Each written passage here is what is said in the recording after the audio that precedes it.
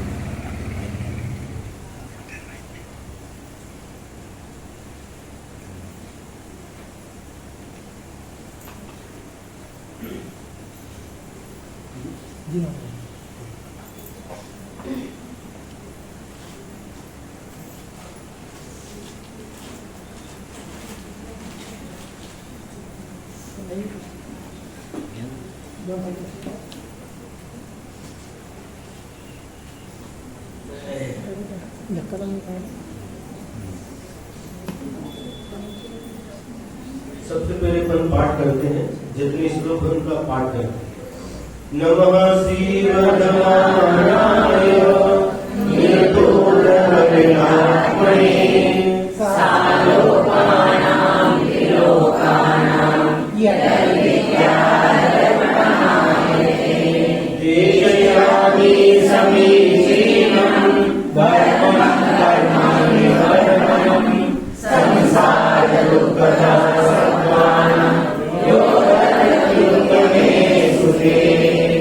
सत्सृष्टिज्ञानवृत्तानि धर्मं धर्मेश्वराविदो यदीयप्रत्यमिमानि भवन्ति भवपद्धतिः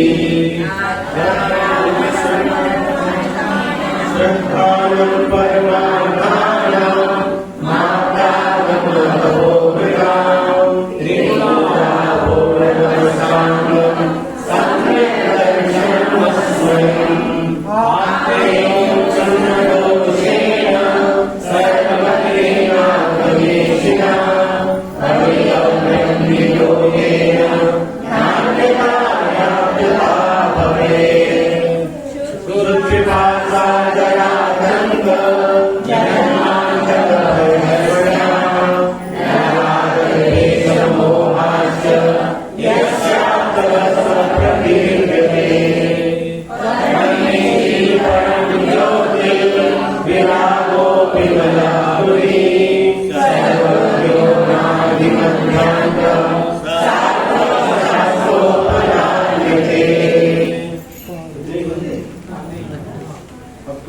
अध्ययन करते हैं, एक एक से हम पूछेंगे।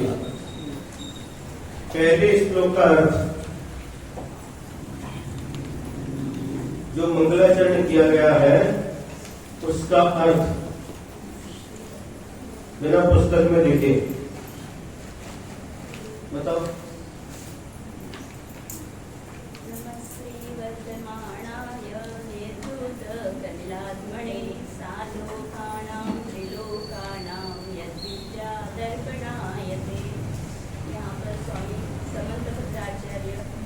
वर्धमान स्वामी को नमस्कार करते हैं, जो कि 8 कर्मों से रहित है, सर्वज्ञ है, हितोपदेशी है। ऐसे श्री वर्धमान स्वामी को यहाँ पे उन्होंने मंगलाचरण स्वरूप में नमस्कार किया। नमस्कार किया उस श्लोक का अर्थ श्री वर्धमानाय, मतलब श्री वर्धमान स्वामी को नमस्कार किया है। श्री का मतलब लक्ष्मी, अंतर्गत बहिरंग स्वरूप लक्ष्मी। बीच में कोई नहीं बोला, जो बोल रहा है उसी को बोलना, बीच में कोई बोलना नहीं। जो क्लास के नियम है उसका पालन करना। श्री का मतलब क्या? लक्ष्मी, अंतर लक्ष्मी कौन सी? अनंत चतुष्टय। बहिरंग लक्ष्मी समोशरणादि सहित। हाँ, तो अंतरंग लक्ष्मी अनंत चतुष्टय और बहिरंग लक्ष्मी समोशरण की विभूति, इससे दोनों प्रकार की लक्ष्मियों से जो सहित है, ऐसे वर्धमान स्वामी के लिए नमस्कार हो। फिर आगे निर्धूत कलिलात्मने, इसका क्या अर्थ है? मतलब 8 कर्मों के 8 नहीं, 8 मत। अच्छा, निर्धूत मतलब कर्म मत।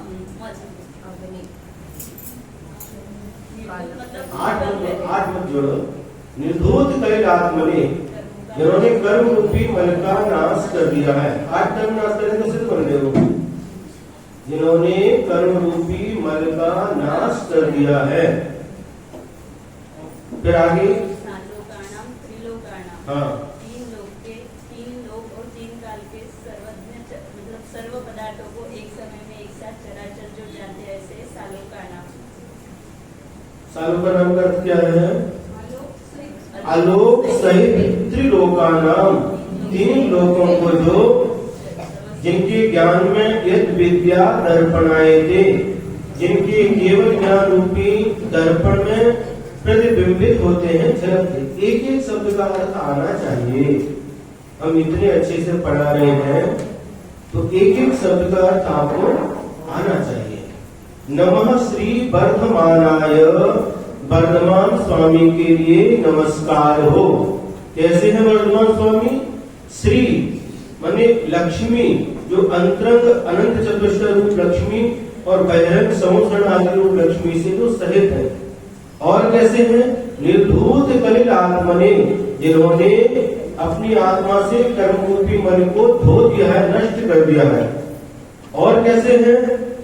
सालोकानाम त्रिलोकानाम, आलोक सहित 3 लोक यत विद्या, जिनके ज्ञान में दर्पणायते, दर्पण के समान झलकते हैं। दूसरा श्लोक था देशयामि समीचीनम धर्मम कर्म निवर्हणम संसार दुखतः सत्वान यो धर्म युद्ध में सुखे। और बताएंगे इसका?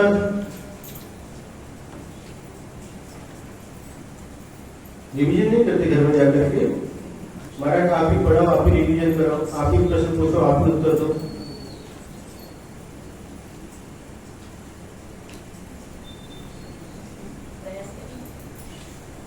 कोई नहीं क्या?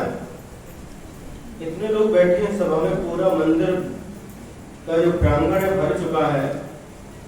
मैं ऐसे धर्म को कहता हूँ, हाँ, कहता हूँ, हाँ, जो धर्म समीचीन कर्मों को नष्ट करके, समीचीन कर्मों को नहीं, समीचीन धर्मम देशयामि, समीचीन धर्म को कहता हूँ। जो दुख से हमें सुख में चले धरता है, सुख में लेके जाता है।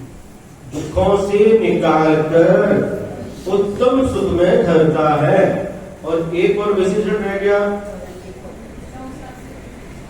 ये तो हो गया, वो तो हो चुका। एक और रह गया बीच में, येष्यामि समीचीनं धर्मं कर्म निवर्हणम्। वह धर्म कैसा है? मैं उस समीचीन धर्म को कहूंगा या कहता हूँ जो कर्म निवर्हणम, कर्मों का नाश करने वाला है। संसार दुखता सत्वान, और संसारी प्राणियों को संसार के दुखों से निकाल करके धरती उत्तमे सुखे, उत्तम सुख में धरता है, पहुंचाता है। एक एक शब्द का अर्थ आना चाहिए। क्या? मैं उस धर्म को कहता हूं जो धर्म कर्म का नाश करने वाला है और संसारिक प्राणियों को संसार के दुखों से निकाल करके उत्तम सुख को प्राप्त कराने वाला है। ये दूसरे श्लोक का अर्थ हुआ। इसके बाद तीसरा श्लोक था सदृष्टि ज्ञान वृत्तानि धर्मं धर्मेश्वराः विदुः यदि प्रत्यनीकानि भवन्ति भव पद्धति। कौन बताएगा इसका? यहाँ पे तीर्थंकरों ने सम्यक दर्शन, सम्यक ज्ञान, सम्यक चारित्र को ही सच्चा धर्म कहा है।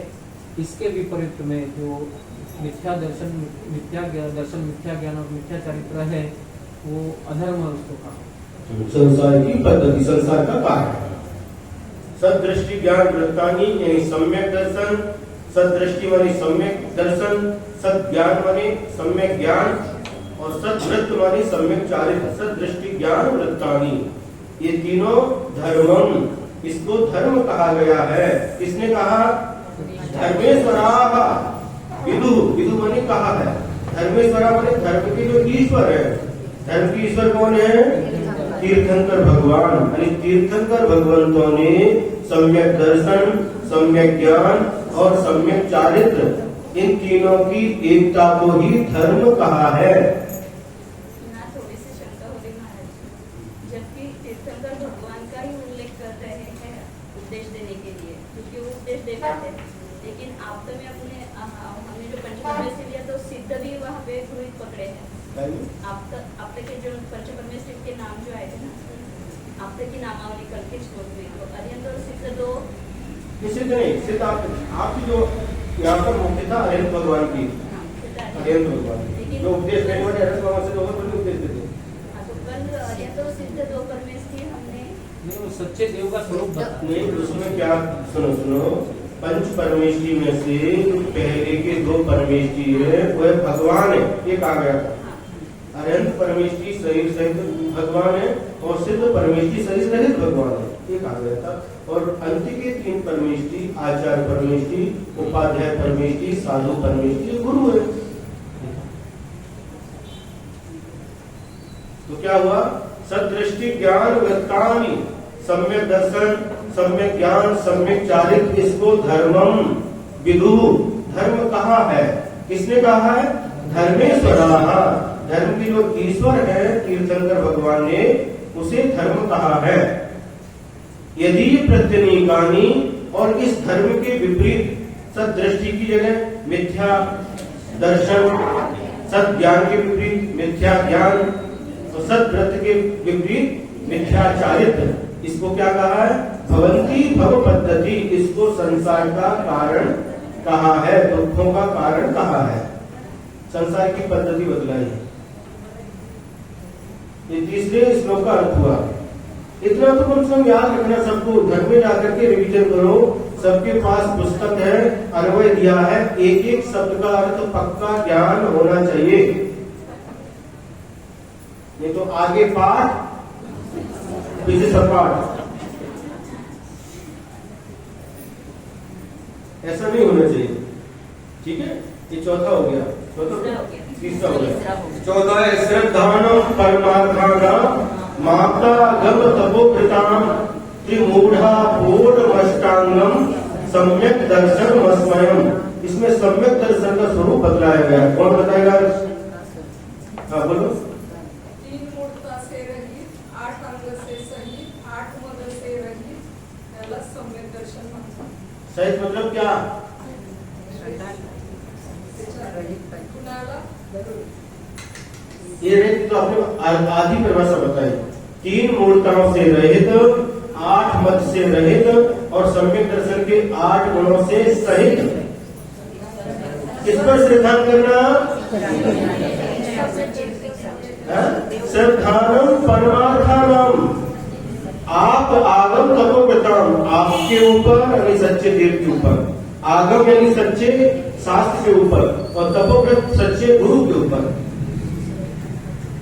यानी 3 मूर्ता 8 मद को छोड़ करके 8 गुणों से सहित इन आप आगम और तपोव्रत, इनका श्रद्धा जो परमार्थ भूत है, इनका श्रद्धान करना सम्यक दर्शन कहलाता है।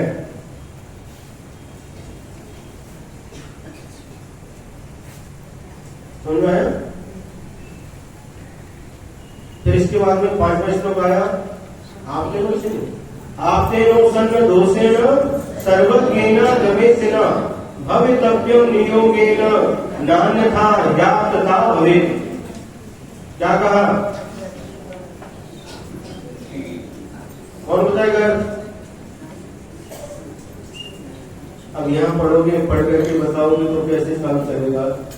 घर में थोड़ा 1-2 श्लोक ले रहे, 2 श्लोक आप पाठ कर सकते हैं, कंठस्थ कर सकते हैं, उसका अर्थ हृदयंगम कर सकते हैं। बोलो।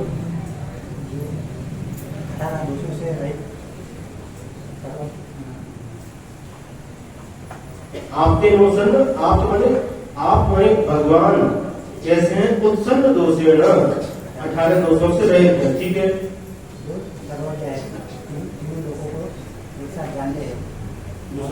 जो हितोपदेशी है संसार के प्राणी मात्रों का जिसका उपदेश देते हैं, ऐसे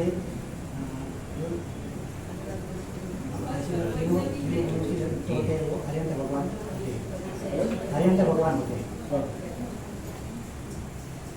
भवितव्यम नियोगेन, नियम से होना चाहिए।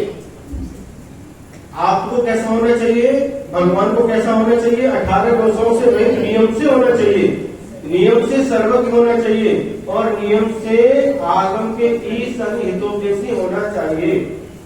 भवितव्यम नियोगेन नान्यथा याप्तता भवेत्, अन्यथा आप्तपना सिद्ध नहीं हो सकता। ये किसका लक्षण बताया? आप्त का लक्षण बताया। इसके बाद में 18 दोषों के नाम का उल्लेख किया था।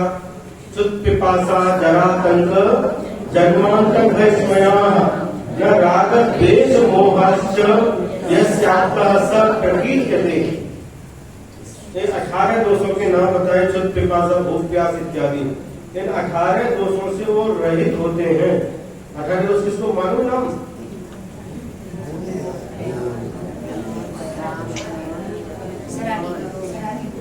आप पूछा जा रहा, प्रश्न को अच्छी तरह से सुनकर के उत्तर देना। 18 दोषों के नाम पता है क्या?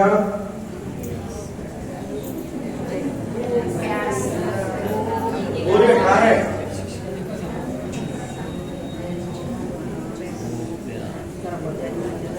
जिसकी परीक्षा होगी बाद में 18 दोषों के नाम भी आएंगे उसमें। जैसे पिछली बार 24 टाटा की परीक्षा ली थी ना, उसी प्रकार इसकी भी परीक्षा होगी। सब याद करते जाओ। सुत माने भूख, पिपासा यानी प्यास, जरा माने बुढ़ापा, फिर आतंक माने रोग, फिर जन्मांतक, जन्म माने जन्म, अंतक माने मरण, भय और इसमें यानी गर्व, राग, द्वेष, मोह और ज शब्द से चिंता, अरबी, निद्रा, विस्मय, खेल और स्वेद। पुस्तक में देख देख के बता रहे हैं। ये 18 दोषों से रहित होते हैं, उसी को वीतरागी बोलते हैं। 18 दोषों में से एक दोष भी दी है तो उनको वीतरागता सिद्ध नहीं होती। ये जो 18 दोष निकल जाते तो केवल ज्ञान प्राप्त होने के बाद में निकलते। जब ये इधर इनका नाश हो तो केवल ज्ञान की प्राप्ति हो, एक साथ होगा ऊपर। जब मुनि अवस्था में ध्यान में बैठते थे तो अंतिम समय में ही एक साथ नाश होता अंतिम समय में केवल ज्ञान की जो अंतर्मुख अवस्था है उसी समय नाश होते थे, तब तक तो केवल ज्ञान होने के एक साथ होता है। इधर इनका नाम है केवल ज्ञान की प्राप्ति होगी 12वें वर्षांत के अंतिम समय में। तब तक जब मुनि अवस्था में तो वेद रसवेद सब ये रहती है। केवल ज्ञान जब नजर देता है तभी 18 दोष निकल जाते हैं। कुछ दोष पहले निकल जाते हैं, कुछ बाद में करते हैं। 18 दोषों से रहित अवस्था 13वें गुण स्थान में ही आती है। 13वें गुण स्थान के पहले समय से ही 18 दोषों से रहित अवस्था होती है। क्या?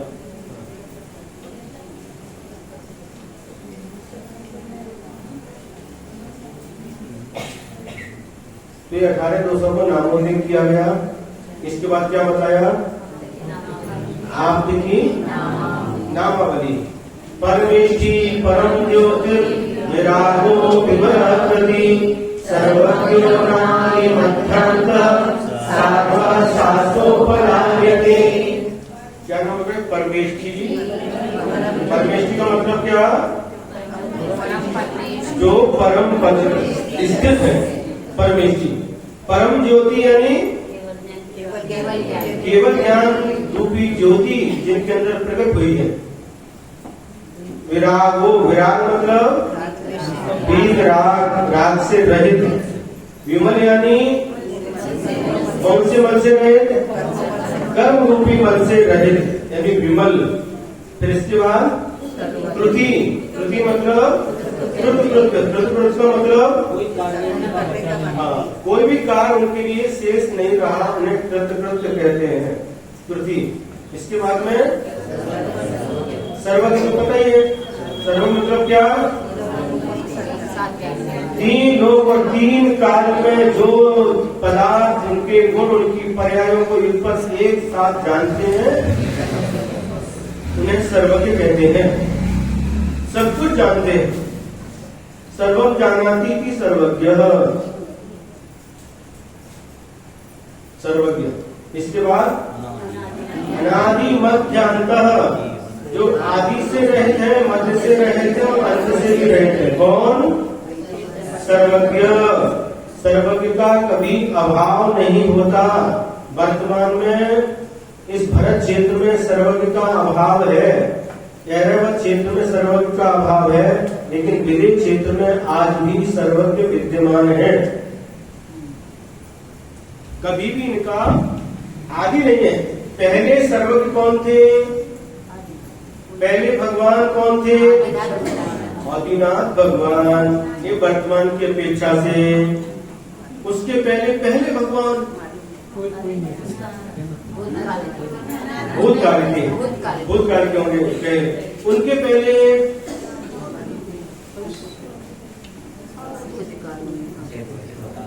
बताओ। एक बार की बात है, दीक्षा के बाद 1999 में पहला चातुर्मास गुरु जी के साथ में इंदौर में हुआ, गोमट गिरी पर। और एक दिन हम केसवस करके बैठे थे, एक व्यक्ति आया, राजस्थान के थे, ऑस्ट्रेलिया में रहते थे, नास्तिक थे। उन्होंने कहा, आए, आकर के नमस्कार वगैरह कुछ नहीं किया और आकर के हमको लगा शायद अजैन हो सकते हैं। हमने पूछा जैन है क्या? हाँ हम जैन। कहाँ से? राजस्थान के हैं, ऑस्ट्रेलिया में रहते हैं। तो हमारे कुछ प्रश्न हैं, क्या आप उनका उत्तर दे सकते हैं? उनकी कोशिश करेंगे। हम सर्वज्ञ तो है नहीं। यदि आपके क्वेश्चन का आंसर हमसे बनेगा तो दे देंगे। क्या प्रश्न है आपके? उनके प्रश्न अजीब प्रकार के थे। उनका कहना था, जो पहले राम हुए हैं, लक्ष्मण हुए, रावण हुआ, युद्ध हुआ, महाभारत हुआ, ये सब सत्य है क्या? हाँ सत्य है। कैसे पता? शास्त्रों में लिखा है। तो अगला क्वेश्चन उनका था, जो शास्त्रों में लिखा है वह सत्य था, यह कैसे माने? जो शास्त्रों में लिखा हुआ है वह सत्य हम कैसे माने? क्योंकि भगवान के द्वारा कहा गया है। ये भगवान क्या है? कौन भगवान? तीर्थंकर भगवान। ये भगवान कहाँ पर है? भगवान तो मोक्ष में है। तो मंदिर में क्या है? उनकी प्रतिमा है। तो हम प्रतिमा को भगवान कैसे माने? ये तो पत्थर है। देखो उनकी प्रश्न, इनको भगवान कैसे माने? तो पत्थर है। प्रश्न का है, उत्तर तो देना पड़ेगा। लोग को समझिए, आपको उत्तर देते। और आप बोलते हो भगवान है, एक भगवान पे आदि भगवान महावीर स्वामी है, उसके पहले पार्श्वनाथ थे, उसके पहले नेमिनाथ थे। सबसे पहले भगवान का नाम बताओ, उनको पूछने लगे। सबसे पहले भगवान का नाम बताओ। वर्तमान के पेशा इसके पहले भगवान थे, उसके पहले सबसे पहले भगवान का नाम बताओ। उनका कहना था जिनको हमने देखा ही नहीं तो हम उनके बारे में कैसे समझेंगे सत्य है? ऐसे प्रश्न थे। हमने कहा उनसे प्रश्न के माध्यम से ही उनको उत्तर देते हैं।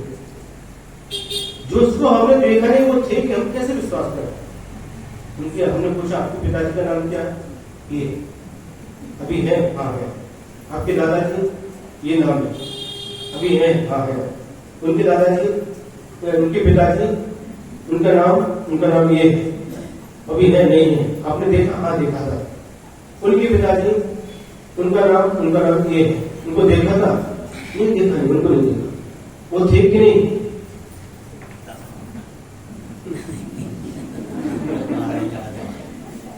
आपने कहा कि जिसको हमने देखा है उस पर विश्वास कैसे करें? तो पिताजी, दादाजी के पिताजी, इतना आपने देख लिया। उनके आगे का नाम तो पता आपको, लेकिन उनको देखा नहीं, थे कि नहीं? हाँ थे। उनका नाम ये। उनके पिताजी, उनका नाम ये है। उनके पिताजी, उनका नाम भी नहीं पता। नाम भी पता नहीं, तो थे कि नहीं? हाँ थे। उनके पिताजी, आप पहले पिताजी का नाम बता दो, हम पहले भगवान का नाम बता देते।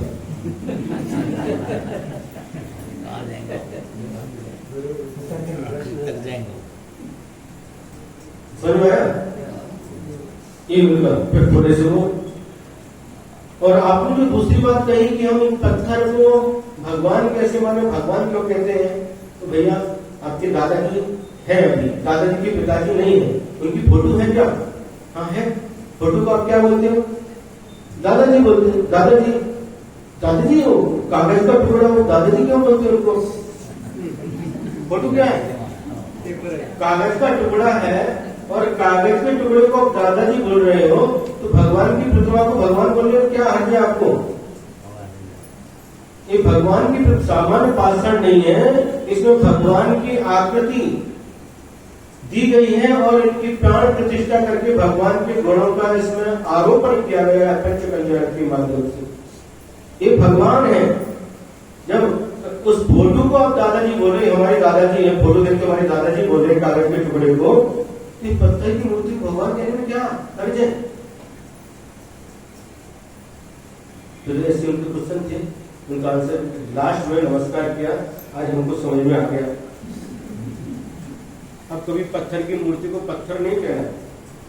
सच्चे देव थोड़ा स्वाध्याय करो, थोड़ी एक दो पुस्तक उनको पता ही, उसका स्वाध्याय करना, और धीरे धीरे आपको सही नॉलेज, राइट नॉलेज हो जाएगा।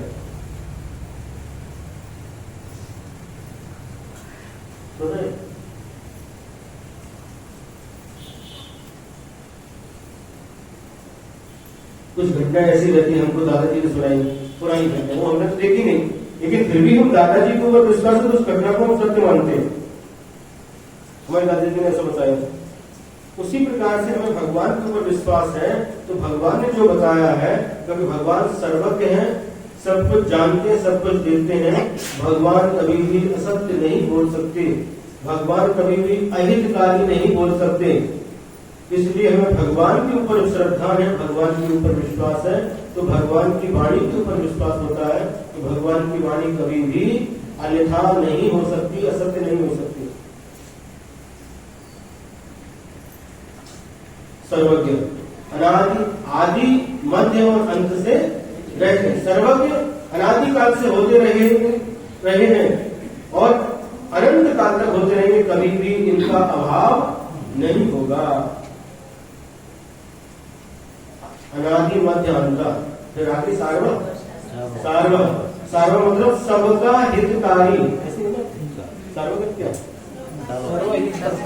सभी का हित करने वाले, माने भगवान के द्वारा किसी का अहित नहीं होता, सभी का हित करते हैं। भगवान करते हैं, लेकिन भगवान की शरण में जो आ जाता है उसका हित अपने आप हो जाता है,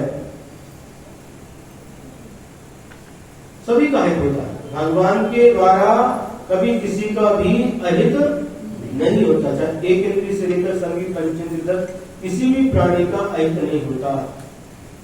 तो भगवान कैसे हैं? सभी का हित करने वाले उपचार से हितकारी है, सभी के हितकारी है। और इसके बाद शास्ता हितोपदेशी, हित का उपदेश देने वाले हैं। भगवान के द्वारा कौन सा उपदेश मिलता है? बोलो। हितोपदेश, हित का उपदेश देते हैं। आत्मा का हित किसमें है? मोक्ष में है। मोक्ष का मार्ग क्या है? सम्यक दर्शन ज्ञान चारित्राणि मोक्ष मार्ग, ये मोक्ष का मार्ग है, इसमें आत्मा का हित है। इस मार्ग से चलोगे तो एक दिन मोक्ष को प्राप्त कर लोगे।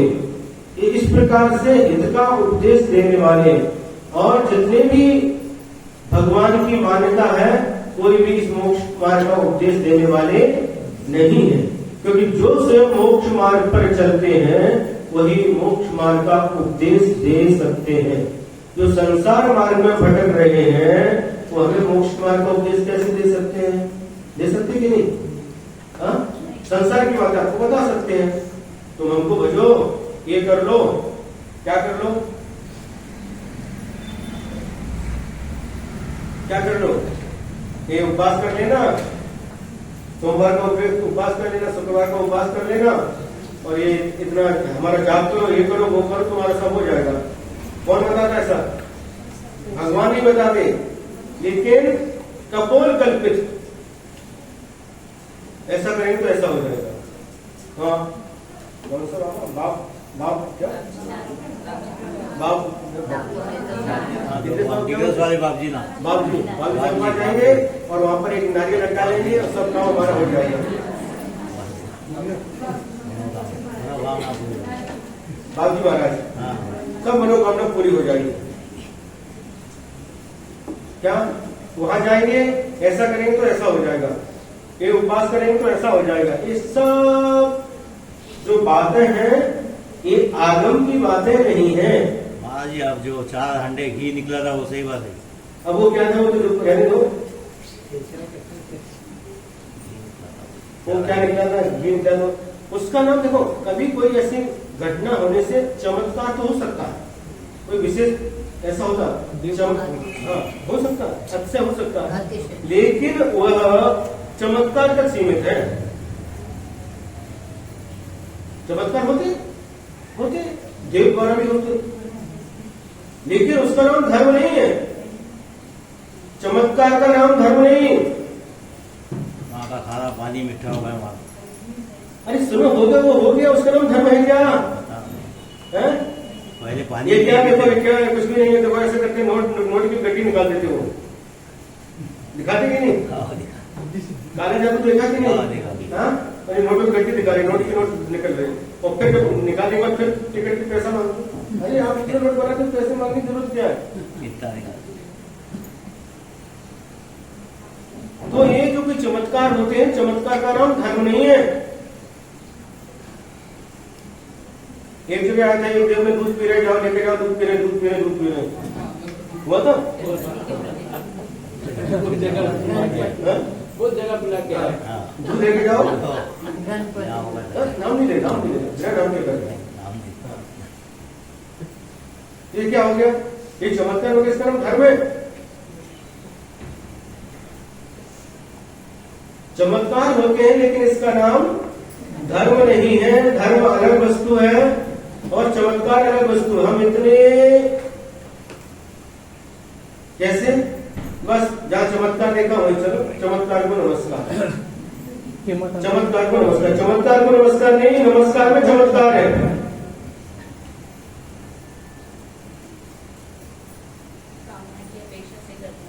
है? जो भी धर्म करते हैं कामना की अपेक्षा से करते हैं, इसलिए फिर चमत्कार भी नहीं हो पाता। चमत्कार के लिए धर्म नहीं करना, कुछ भी धर्म करते हैं चमत्कार के लिए नहीं करना। किस लिए करना? आत्म सुख को प्राप्त करने के लिए। नितिन नहीं है, संदीप भी नहीं, नितिन आते हैं, 2 दिन जाते हैं।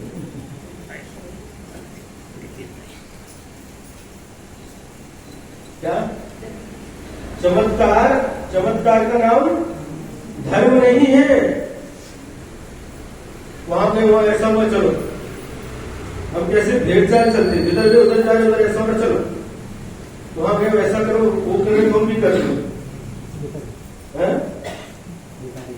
देखा ये चमत्कार हो गए, चमत्कार ठीक है।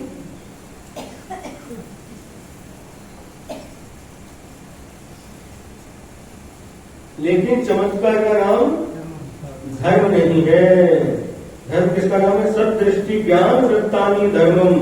सम्यक दर्शन, सम्यक ज्ञान, सम्यक चारित्र का नाम धर्म है। यहाँ चमत्कार हो या ना हो, बहुत प्रकार के चमत्कार देखने को मिलेंगे आपको दुनिया में, लेकिन उन चमत्कारों में फंसना नहीं, उलझना नहीं। चमत्कार का नाम धर्म नहीं है। धर्म अंदर की वस्तु है, चमत्कार बाहर की वस्तु है।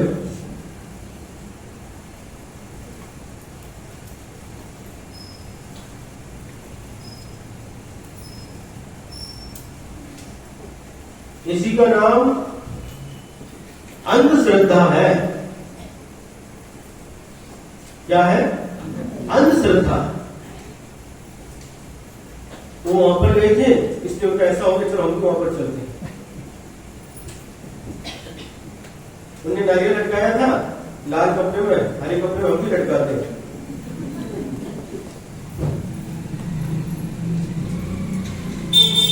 उन्होंने धागा बांधा था, हम भी धागा बांधते हैं। ये सब क्या है? इसका नाम धर्म है क्या? इनसे कुछ भी नहीं होता, ये सब बाहरी चीजें हैं।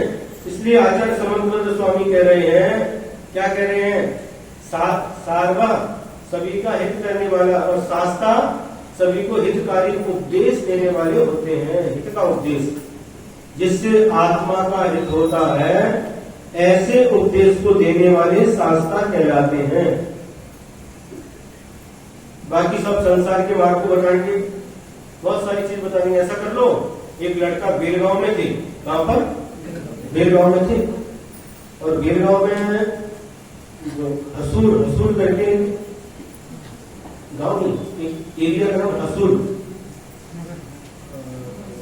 बसवन गली में 2 मंदिर थे। और एक लड़का, उसका नाम शायद ऋषभ नाम था। और आया क्या, महाराज क्या हमारी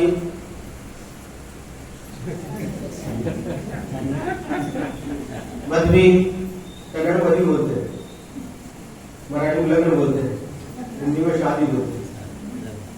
बट शादी नहीं बनी महाराज, कुछ बताओ।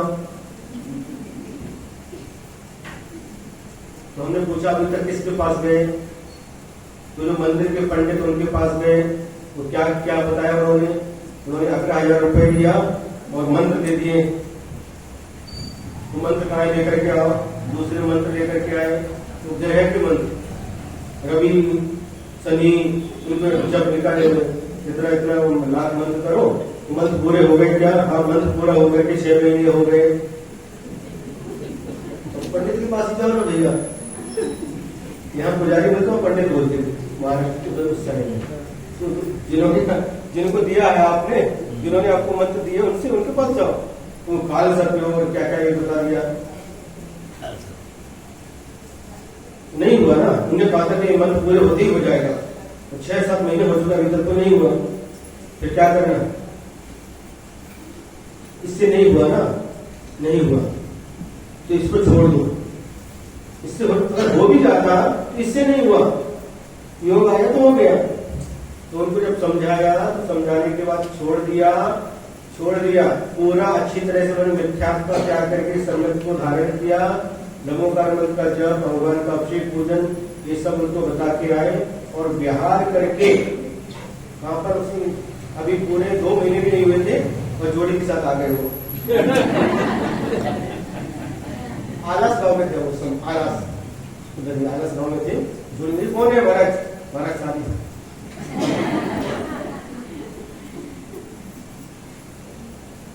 सुन रहे कि नहीं?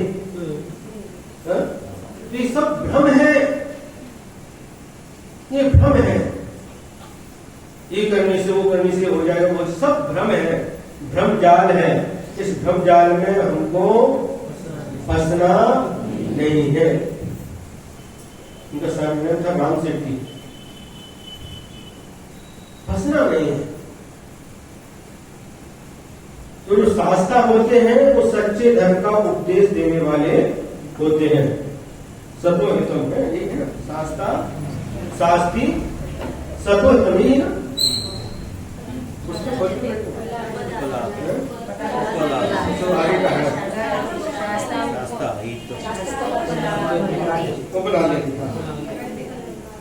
उपडाल देते यानी वह सच्चे देव जो होते हैं उनकी, ये सब उनकी नामावली है, उनके नाम कहे गए हैं।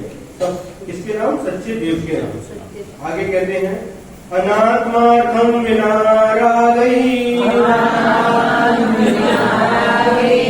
शास्ता शास्ति सतोहितम धनं शिल्पी करस्पर्शान्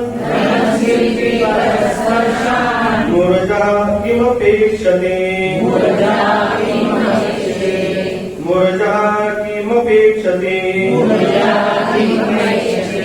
अनात्मार्थं विनारागै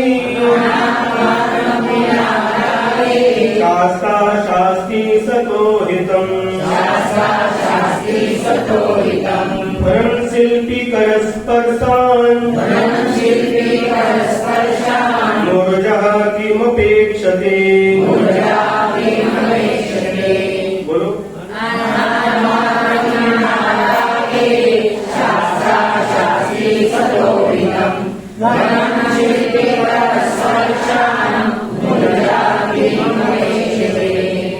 इसमें कहा जा रहा है जो भगवान धर्म का उपदेश देते हैं वो कोई भी अपेक्षा नहीं रखते। जब कोई भी व्यक्ति काम करता है तो कोई ना कोई अपेक्षा रहती है। टीचर यदि बच्चों को पढ़ाते, स्टूडेंट को पढ़ाते तो उनकी अपेक्षा रहती है। बच्चों की अपेक्षा टीचर से रहती है, टीचर की अपेक्षा बच्चों से रहती है। माँ बच्चे का पालन पोषण करती तो अपेक्षा रहती है कि बड़े होकर के हमारा बुढ़ापे में सहारा बनेगा, और बच्चे की भी अपेक्षा रहती है माता पिता से। तो संसार में जितने भी कार्य होते हैं, जितने भी, उनमें एक दूसरे की अपेक्षा रहती है। लेकिन भगवान जो उपदेश देते हैं कैसे? अनात्मार्थम, कैसे? बिना प्रयोजन के। कोई भी काम करके उसमें प्रयोजन रहता, बिना प्रयोजन के कोई काम नहीं करता। हाँ? खेती करते, खेत में बीज को डालते हैं फसल के लिए।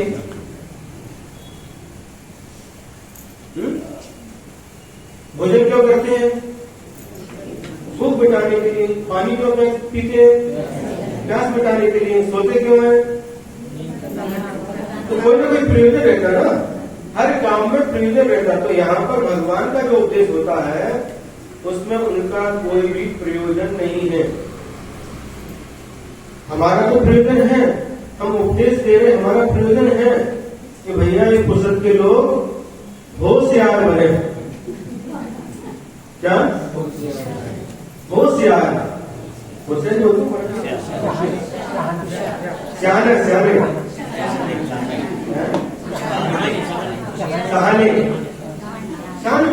इनको पहचान होना चाहिए कि हमारा प्रयोजन है। ये लोग, हम इनके पास से कुछ लेते हैं। क्या लेते हैं? 24 घंटे में एक बार लेते हैं, तो इनको देना भी है। दान कितने प्रकार के होते हैं? 4 प्रकार के।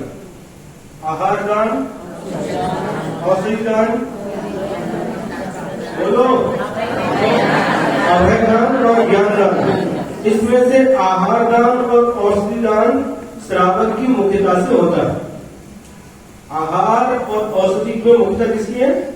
श्रावक की। और जो ज्ञान दान होता है और अभय दान साधु की मुख्यता से होता है। जब आप क्या जाते हैं तो आप देते हैं, क्या देते हैं? आहार देते हैं। किस लिए देते हैं? बोलो, महाराज जी आए प्रसन्न तो देना तो पड़ेगा, इसलिए देते हैं।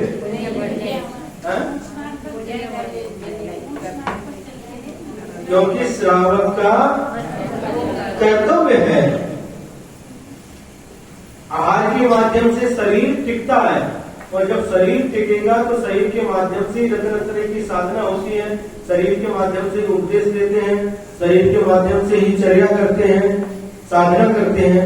इसलिए श्रावक शुद्ध निर्दोष आहार साधु को देते हैं। जब साधु बीमार पड़ जाते हैं तो निर्दोष औषधि भी देते हैं। फिर दान किसकी मुख्यता हो गई? श्रावक की। और ज्ञान दान और अभय दान में साधु की मुख्यता होती है। कोई डरा हुआ व्यक्ति आए, घबराओ नहीं, हम यूं नको में मुझे पार्टी से आए, यूं नको मुझे पार्टी से आए हैं। श्रीरामपुर के लोग भी दिख रहे हैं, जोड़ल बहुत अच्छा। क्या डरो मत, जो कोई डरा हुआ आता ना, डरो मत, कुछ नहीं होगा, सब अच्छा हो जाएगा, सब ठीक हो जाएगा। तो इतना बोलने के बाद ही आधी समस्या तो अपने आप समाप्त हो जाती है। अच्छा सी बस कहीं बात है अपनी समस्या को लेकर के, अच्छा डरो मत, सब ठीक हो जाएगा, सब ठीक हो जाएगा, इतना सुनते ही आधा तो अपने आप ठीक हो जाता है। तो अभय दान में मुख्यता किसकी? साधु की। और ज्ञान दान, ज्ञान दान में भी कौन? साधु की मुख्यता। अंतर इतना है, जब हम आपके यहाँ जाते आप आहार दान लेते हैं तो हम लेने वाले अकेले होते हैं और देने वाले बहुत सारे होते हैं। और जब आप हमारे चौके में आते हैं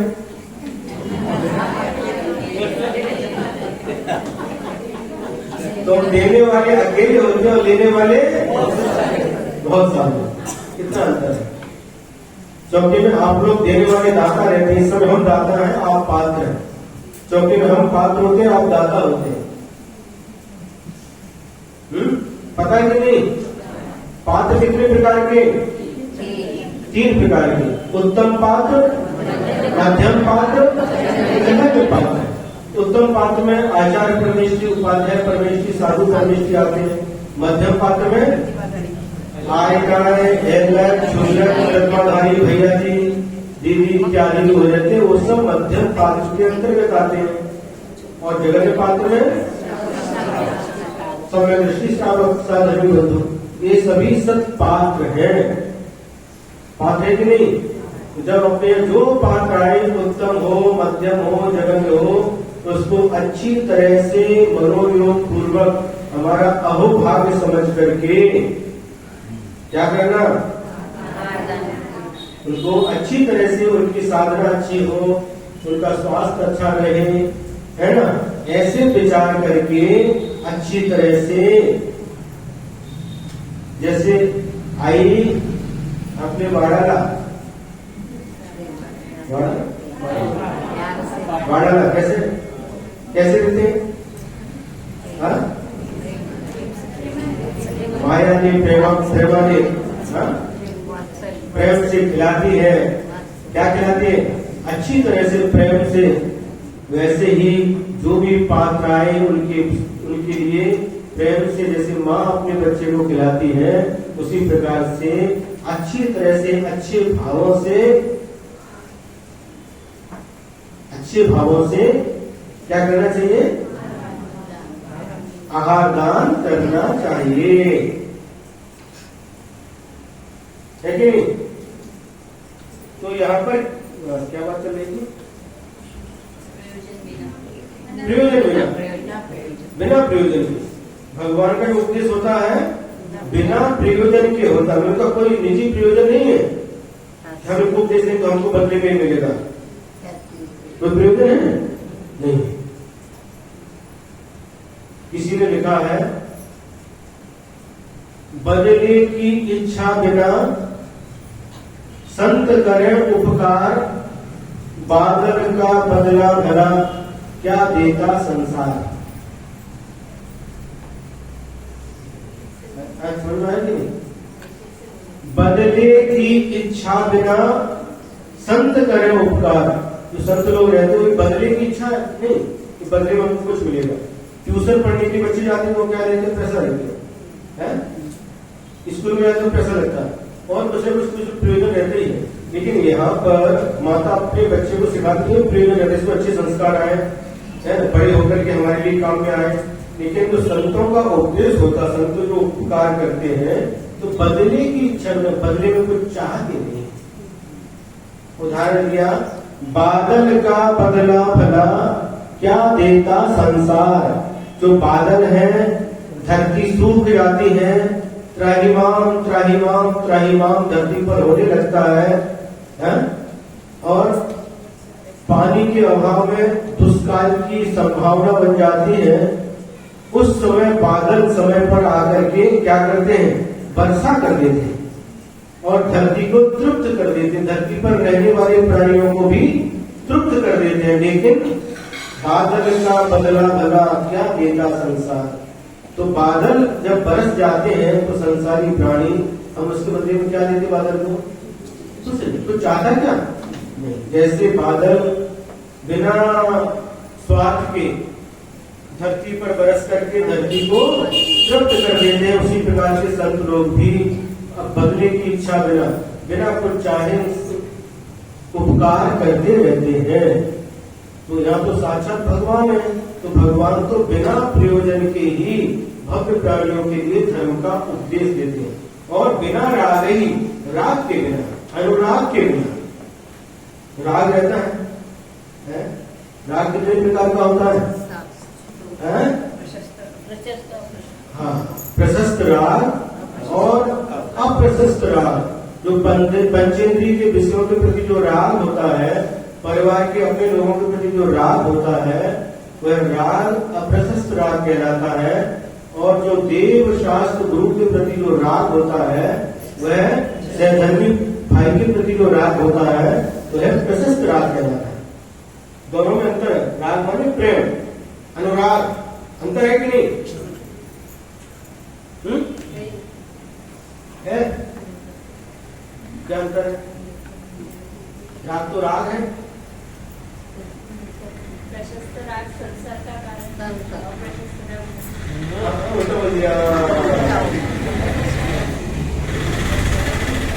चूक जाने। यही प्रश्न अपने जब 16 साल में महाराज जी की छोलक दीक्षा हो गई और जबलपुर में थे, कहीं एक पंडित आए, विद्वान आए और उनसे कहा आपने क्या किया, छोलक दीक्षा तो ले ली, क्या हुआ? लेकिन वह माता पिता घर पर भाई बहनों का राग था वो छूट गया, लेकिन गुरु से राग कर बैठे, अंतर क्या हुआ? उनको उत्तर नहीं मिला। आचार्य के पास गए, आचार्य ऐसा ऐसा कहा पंडित जी ने। पंडित जी मतलब विद्वान, प्रवचन वगैरह करते हैं। तो आचार्य ने उस समय कुछ पंक्तियां बनाई। प्रभात में भी लाली होती, संध्या में भी लाली है, एक जगाती एक सुलाती कितने अंतर वाली है। लाली मुझे सूर्य का जब उदय होता है उसके पहले पूर्व दिशा में लालिमा छा जाती है ना, और जब सूर्य का अस्त होता है तो उसके बाद पश्चिम दिशा में लालिमा छा जाती है। तो प्रभात में भी लाली होती, प्रभात में सुबह सकाड़ी, और संध्या में भी लाली है। संध्या का मतलब संध्याकाल, लेकिन एक सुलाती, एक जगाती एक सुलाती। सुबह की जो लालिमा हमें जगाती और शाम की लालिमा सुलाती। प्रातः काल की जो लालिमा होती है उसके बाद सूर्य का उदय होता है और धरती पर प्रकाश फैल जाता है। लेकिन जो शाम की लालिमा होती है, सूर्य अस्त होने के बाद उसके बाद धरती पर अंधकार फैल जाता है। उसी प्रकार से जो प्रशस्त राग होता है देव शास्त्र गुरु के प्रति, वह अनुराग, गुरु के प्रति अनुराग, प्रभु के प्रति अनुराग और शास्त्र के प्रति अनुराग, धर्म के प्रति अनुराग, धर्मात्माओं के प्रति अनुराग, ज्ञान के प्रति अनुराग, ज्ञानी के प्रति अनुराग, तपस्वी के प्रति अनुराग। तो अनुराग होता है कैसा है? ये धर्मानुराग है, प्रशस्त अनुराग है, ये प्रशस्त है। इससे क्या होता है?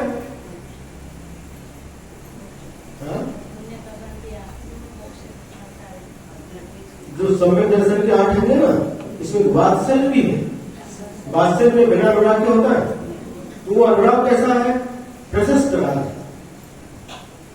सहधर्मी के प्रति जो वात्सल्य होता है, सहज, जैसे गाय अपने बछड़े के प्रति सहज वात्सल्य रखती, प्रेम रखती है, उसी प्रकार सहधर्मी को देख करके मन में जो प्रसन्नता आती है उसको बोलते हैं वात्सल्य, प्रेम, अनुराग। ये कैसा है? प्रशस्त अनुराग, प्रशस्त राग है। और प्रशस्त राग कैसा होता है? मोक्ष मार्ग में भी यह होता है। शिष्य का गुरु के प्रति अनुराग होना, गुरु का शिष्य के प्रति अनुराग होना, एक प्रशस्त राग के अंतर्गत आता है। और संसार का राग है, परिवार का राग है, धन का राग है, संपत्ति का राग है, पत्नी का राग है, बच्चों का राग है। कैसा? अप्रशस्त राग है, जो संसार का कारण होता है। प्रशस्त राग साक्षात तो नहीं, किंतु परंपरा से मोक्ष का कारण होता है। और अप्रशस्त राग नियम से संसार का ही कारण होता है। अच्छा सिंह कितनी अच्छी बात बता दी, हाँ? और उदाहरण भी कितना अच्छा दिया। एक बार फिर से लाइन एक बार फिर से। प्रभात में भी लाली होती, संध्या में भी लाली है, एक जगह की एक सुलागी कितने अंतर वाली है।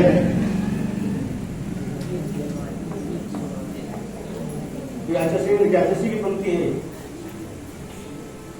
ठीक है। तो क्या हो गया? तो भगवान का जो उपदेश होता है, बिना प्रयोजन के भगवान का कोई प्रयोजन नहीं होता, और बिना राग के नहीं, बिना राग के सहज होता है। कैसे होता है?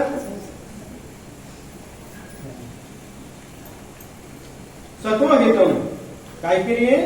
सज्जनों का, भक्त जीवों के हित के लिए होता है, हितकारी होता है उनका उपदेश। उदाहरण दिया कैसे? जैसे शिल्पी कर स्पर्शान, तो शिल्पी होता है, वादक होता है, मृदंग बजाता है और बजाता है, तो उसके कर के यानी हाथ के स्पर्श से उसमें से ध्वनि निकलने लगती, निकलती कि नहीं? तो ध्वनि करता हुआ वह मृदंग क्या अपेक्षा करता है? मात्र उसका कर का स्पर्श पाकर के मृदंग उससे ध्वनि निकलती है, लेकिन कोई अपेक्षा रखता हो मृदंग बदले की अपेक्षा? कुछ भी नहीं। जैसे मृदंग शिल्पी के कर स्पर्श ने हाथ का स्पर्श पाते ही ध्वनि निकलती है उसकी वजह से, वह मृदंग कोई भी अपेक्षा नहीं रखता। उसी प्रकार से भव्य जीवों के पुण्य के वजह से भगवान का जो उपदेश होता है, बिना प्रयोजन के होता है और बिना राग के होता है। भगवान का जो उपदेश होता है, भगवान की इच्छा से नहीं होता। हम जो उपदेश दे रहे हैं इच्छा से दे रहे हैं, अनुराग पूर्वक दे रहे हैं, लेकिन भगवान का उपदेश ऐसा नहीं होता। सुने कि नहीं? भगवान का उपदेश कैसा होता है? भगवान की जो क्रियाएं होती है, चाहे उठना हो, बैठना हो, विहार करना हो, उपदेश देना हो, उनकी सारी की सारी क्रियाएं बिना इच्छा की होती हैं, सहज होती हैं। जैसे मेघ का बरसना, पानी बरसता, उसी प्रकार से भगवान का हम ध्यान करते हैं, हमको पुस्तक जाना, हम सोच करके आए, लेकिन भगवान ऐसा सोचते नहीं किधर जाना, बस जिधर पुण्य योग होता अपने आप उनके चरण उधर बढ़ जाते। जहाँ के भव्य जीवों का पुण्य का उदय होता है, उस तरफ तीर्थंकर भगवंतों का विहार हो जाता। भगवान सोच करके नहीं जाते, न सोचकर उपदेश देते हैं, न सोच करके बैठते हैं, चलते। उनकी सारी की सारी क्रियाएं सहज होती है। इसका उदाहरण दिया प्रवचन सार में आचार्य कुंद स्वामी ने क्या उदाहरण दिया? आप लोगों का उदाहरण दिया।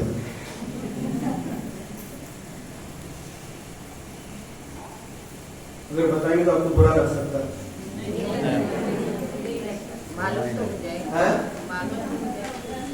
पूरा नहीं कुंदकुंद स्वामी ने बताया प्रवचन सार में कि भगवान की केवली की जो क्रियाएं होती हैं, उठना बैठना विहार करना उपदेश देना, वो सहज होती है। कैसे? उदाहरण दे दिया आप लोगों का, जैसे मायावक्षीणम, इस शब्द शायद कुछ अंतर हो सकता है। जैसे स्त्रियों में मायाचारी स्वभाव से पाई जाती है,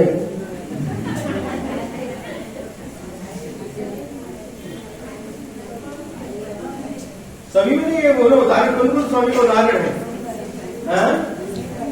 जैसे स्त्रियों में मायाचारी स्वभाव से पाई जाती है, ये उदाहरण दिया। उसी प्रकार से स्वभाव से ही ये सब उनकी क्रियाएं, उठना बैठना विहार करना उपदेश देना होता है। बाहरी की अपेक्षा से कहा बराबर नहीं लग रहा,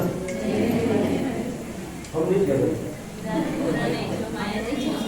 बहुता की अपेक्षा से होगा, बहुता की अपेक्षा से, बहुता की अपेक्षा से। तो ये हो गया, क्या हो गया कि भगवान का जो उपदेश होता है बिना प्रयोजन के, बिना राग के, सज्जनों के हित के लिए होता है। जैसे शिल्पी के कर स्पर्श को, कर का स्पर्श पाते ही मृदंग ध्वनि करता है, कोई अपेक्षा नहीं रखता, उसी तरह भगवान भी कोई अपेक्षा नहीं रखते। अनुवाद देखते हैं, शास्ता माने आप तीर्थंकर भगवान रागई बिना, राग के बिना, भक्त विशेष के अनुराग के बिना, बिना अनुराग के, अनात्मार्थम ख्याति पूजा लाभ आदि निजी प्रयोजन के बिना सता माने भव्य जीवों को हितम शास्त्री हितकारी उपदेश देते हैं। ठीक है। शिल्पी का स्पर्शन तो वादक के कर स्पर्श से घनन शब्द करता हुआ मुरजह मृदंग किम क्या अपेक्षा से अपेक्षा करता है, अर्थात कुछ नहीं करता। एक बार और, शास्ता यानी तीर्थंकर आप भगवान रागे बिना माने राग के बिना, अनात्मार्थम यानी बिना निजी प्रयोजन के, सता यानी भक्त जीवों को हितम शास्त्री हितकारी उपदेश देते हैं। दो विशेषण दिए, बिना प्रयोजन के, बिना स्वार्थ के और बिना राग के।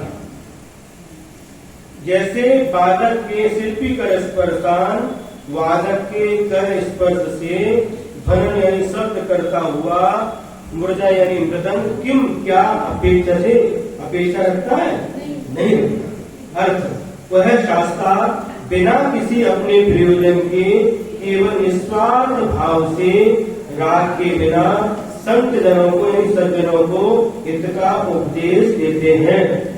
बजाने वाले शिल्पी के हाथों के स्पर्श से ध्वनि करता हुआ मृदंग किसी से क्या अपेक्षा रखता है, अर्थात नहीं रखता।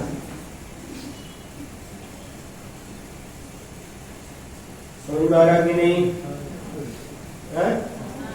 नींद आ रही कि नहीं?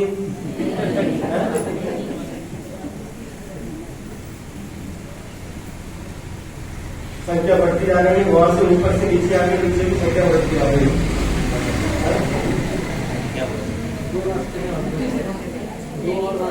देखते तो अपन ने क्या पढ़ा? सच्चे आपका स्वरूप समझा। उन्होंने कहा था सम्यक दर्शन के स्वरूप में श्रद्धानम परमार्थानाम मातागम तपोव्रतम। आप आगम और तपोव्रत जो परमार्थ भूत हैं, इनके प्रति कैसे 8 मद को छोड़ करके 8 उनसे सहित 3 मूर्ताओं से रहे, इनका श्रद्धान करना सम्यक दर्शन। किसका? आप आगम और तपोव्रत। तो आपका स्वरूप बता दिया, अब आगम, आगम का स्वरूप क्या है वह आगे बताते हैं। आप तो मनुल्लंघ्य मदृष्टेष्ट विरोधकम तत्वोपदेशसारवम् शास्त्रं कापदघट्टनम् आप्तोपद्यमनुल्लङ्घ्य न दृष्टेष्टविरोधकम् तत्वोपदेशसारवम् शास्त्रं कापदघट्टनम्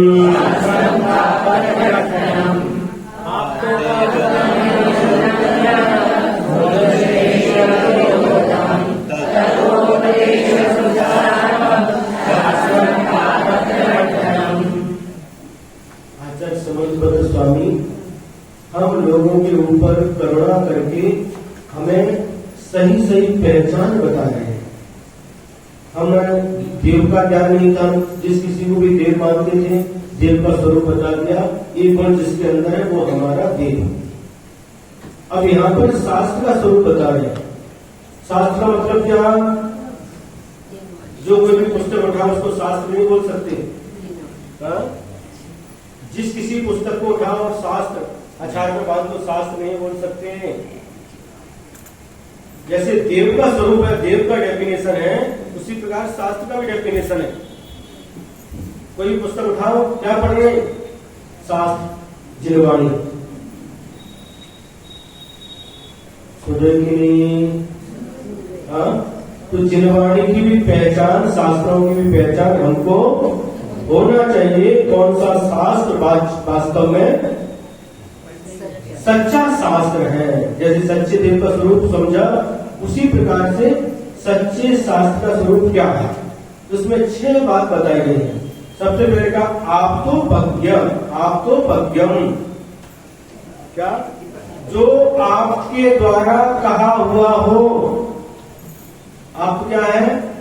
पहले बता दिया आपको, जो 18 दोषों से रहित हैं, सर्वज्ञ हैं, हितोपदेशी, वो जिनेंद्र भगवान, तीर्थंकर भगवान, उनको आप कहते हैं।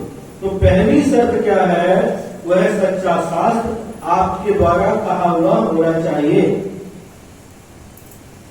सुने कि नहीं? आपके द्वारा कहा हुआ हो, हमारे तुम्हारे द्वारा नहीं। हम सभी लोग छद्मस्त हैं। दर्शन वर्ण केवल ज्ञान, वर्ण कर्म का हम कैसा क्षयोग समय अल्प ज्ञान है, हमारे द्वारा चूक हो सकती, लेकिन तीर्थंकर भगवान पूर्ण ज्ञानी है, उनके द्वारा कभी भी चूक नहीं हो, स्वप्न में भी चूक नहीं हो सकती।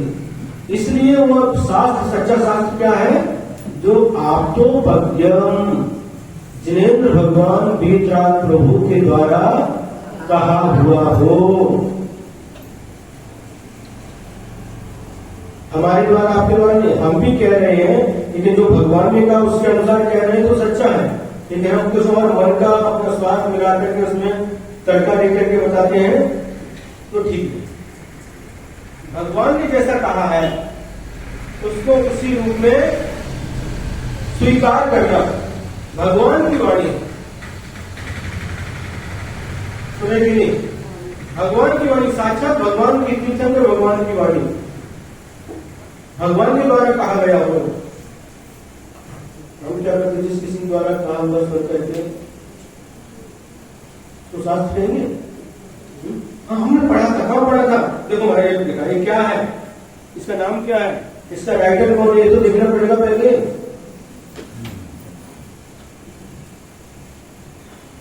क्यों है? उसका मार्ग क्या है?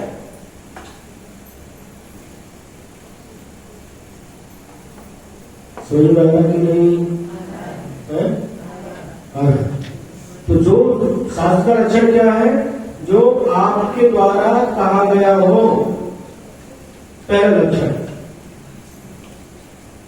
जिनवाणी, जिनेंद्र भगवान की वाणी, जनवाणी नहीं। महाराज हम क्या करें? आप ऐसा बोल रहे हैं, वो ऐसा बोलते हैं, हमें कंफ्यूजन होता है। हम आपका सुने तो उनका सुने, न हमारा सुनो न उनका सुनो। जो भगवान की वाणी उसको सुनो, उसको पढ़ो।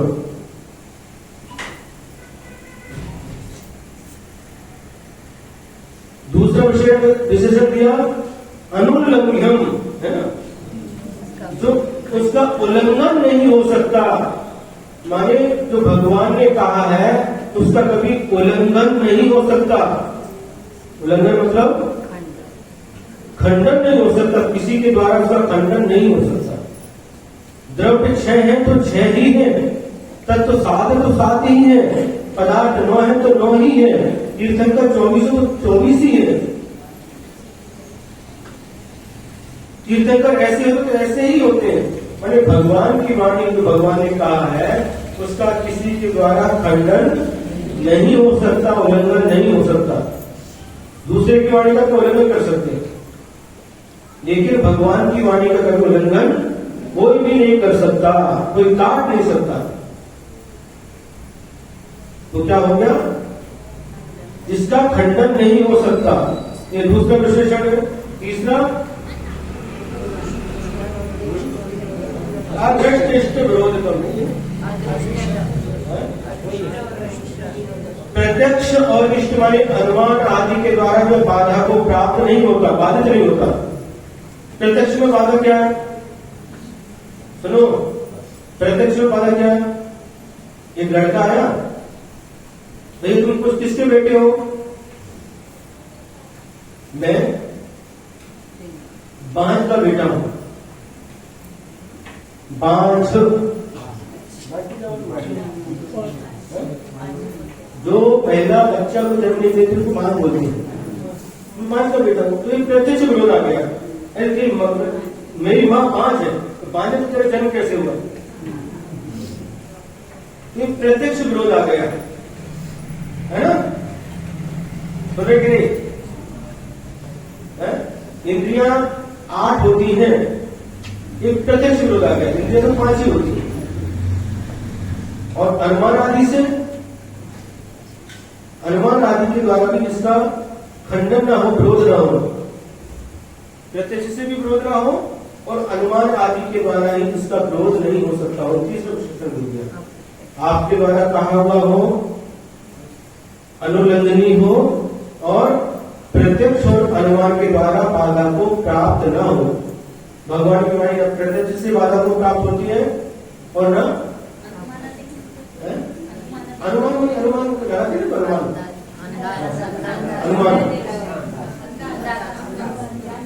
अनुमान पता नहीं,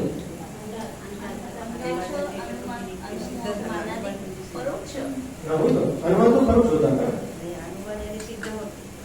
सुनो,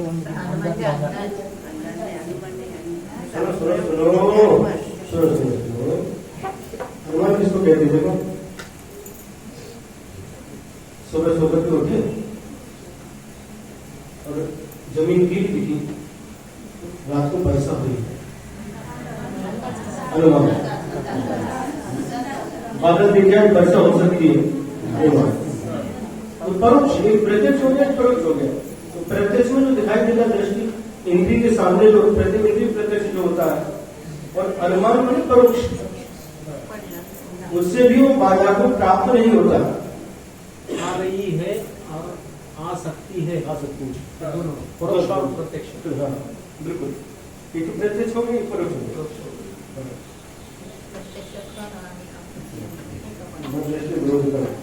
फिर तत्वोपदेश क्या है? तत्वोपदेश कर, तो प्रयोजन भूत तत्वों का कथन करने वाला हो। जो कुछ भी लिखा नहीं रहता शास्त्र में, जो शास्त्र है, द्वादश वाणी है, 4 अनुयोग है, प्रथमानुयोग, कर्णानुयोग, चरणानुयोग, द्रव्यानुयोग, ये चारों ही अनुयोग है, ये प्रयोजन भूत तत्व का कथन करने वाले हैं। सार्वम, सबका कल्याण करने वाले हैं। यहाँ पर देखो, सबका कल्याण, जैनियों का कल्याण नहीं, शास्त्र द्वारा सिर्फ जैनियों का कल्याण नहीं होता, उसमें भी पढ़ते मंगलाचरण करते हैं ना, सर्व कल्याण कार्यक्रम, मंगलम भगवान वीरो, मंगलम गौतमोपनि, मंगलम कुंद कुंदाद्यो जैन धर्मोस्तु मंगलम, सर्व मंगल मांगल्यम, सर्व कल्याण कार्यक्रम, सभी का मंगल करने वाले और सभी का कल्याण करने वाले। प्रधानम सर्वधर्माणाम सभी धर्मों में जो प्रधान रूप है जयवंत जयतु शासन, ऐसा जयवंत भगवान का शासन जयवंत। तो यहाँ पर भी सारों से कह रहे हैं कि ये शास्त्र कैसे होते हैं, सबका कल्याण करने वाले होते हैं। ये 5वां विशेषण हो गया। 6वां विशेषण है कापत खड्डनम। काप माने खोटा मार्ग, कापत म्हणजे खोटा मार्ग, खोटे मार्ग का जो खंडन करने वाला हो। शास्त्र में क्या समीचीन मार्ग का भी प्रतिपादन होता है और खोटे मार्ग का खंडन होता है। कैसे होता है? कई लोग अपने शास्त्रों में लिखते हैं जो यज्ञ करते हैं, अश्वमेध यज्ञ, नरमेध यज्ञ, और उसमें जो पशु को होम करते हैं, होम करने से वो पशु कहाँ जाते हैं? स्वर्ग में चले जाते हैं। ये मिथ्या उपदेश है, मिथ्या शास्त्र है, मिथ्या मार्ग है। तो इसका खंडन करते हैं। खंडन कैसे करते हैं? अरे जो साक्षात प्रत्यक्ष में इस पशु का होम किया जा रहा है, चीख रहा है, चिल्ला रहा है, यहाँ दुखी दिख रहा है, तो मरने वक्त स्वर्ग कैसे जाएगा? यदि हिंसा का नाम धर्म होगा तो अहिंसा को क्या कहेंगे? बोलो, अभी वो सुन पा रहा कि नहीं? तो बोलते तो जाओ। यदि हिंसा को धर्म कहेंगे तो अहिंसा को क्या कहेंगे? तो कई धर्मों में, कई शास्त्रों में हिंसा को धर्म माना। क्या हिंसा का नाम धर्म कहते हैं? वो बलि चढ़ाना ये धर्म है। अरे मूर्ख, बलि चढ़ाना धर्म है, पशु की हिंसा करना धर्म है। तो यहाँ उसका खंडन किया जाएगा। नहीं, जो धर्म होगा वो अहिंसामय ही होगा। हिंसा कभी भी धर्म की कोटि में नहीं आ सकती। किसी प्राणी को दुख देना, किसी प्राणी को त्रास देना, किसी प्राणी को पीड़ित करना, ये कभी भी धर्म नहीं हो सकता। किंतु प्राणी की रक्षा करना, प्राणी के दुखों को दूर करना, प्राणी के संकटों को दूर करना, इसका नाम धर्म है, अहिंसा धर्म।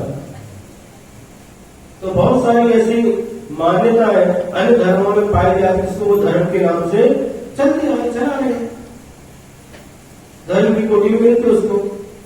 लेकिन वह कभी भी धर्म नहीं हो सकता। कापत घटनम, खोटे मार्ग का खंडन करने वाला खोटा मार्ग है। जहां पर हिंसा को धर्म कह रहे हो, खोटा मार्ग है। जहां पर शराबी की उपासना करने के लिए कह रहे हो, खोटा उपदेश है, खोटा शास्त्र है। जिस शास्त्र में शराबी की उपासना करने के लिए कहे, हिंसा को धर्म बतलाए, ये सब खोटा शास्त्र समझना। क्योंकि क्या सबसे पहला विशेषण है आवतोपज्ञम, भगवान के द्वारा कहा हुआ होना चाहिए। तो भगवान तो ऐसा कहेंगे?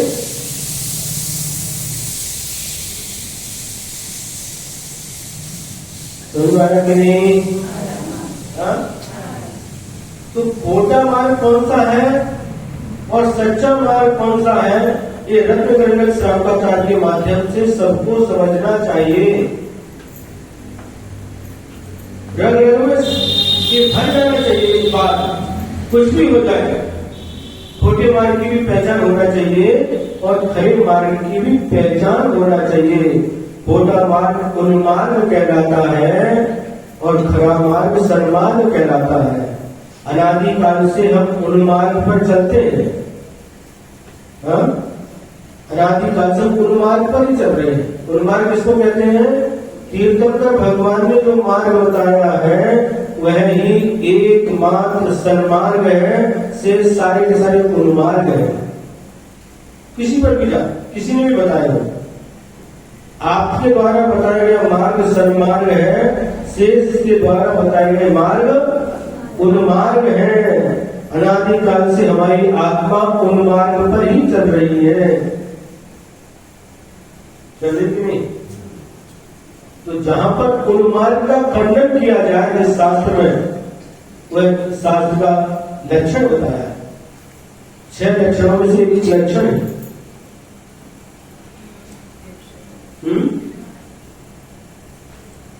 तो जिसमें ये 6 लक्षण घटित होते हैं वही शास्त्र सच्चे शास्त्र की कोटि में आता है। आप बोलते तो बहुत हो, सच्चे देव, सच्चे शास्त्र, सच्चे गुरु पर श्रद्धा करना, सब में करना, लेकिन सच्चे देव किसे कहते हैं, सच्चे शास्त्र किसे कहते हैं, सच्चे गुरु किसे कहते हैं, प्रवासों को मालूम होना चाहिए।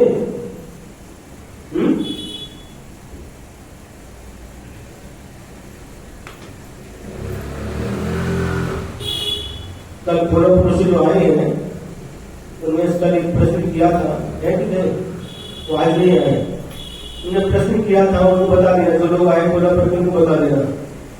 उन्होंने प्रश्न किया था कि जो हमने अकेले मत पूछो, सबके सामने पूछ लेना, घर में माता पिता है, सास सासू है, उनके पैर पड़ना भी क्या मिथ्यात्व कहलाता है, ऐसा उनका प्रश्न नहीं था।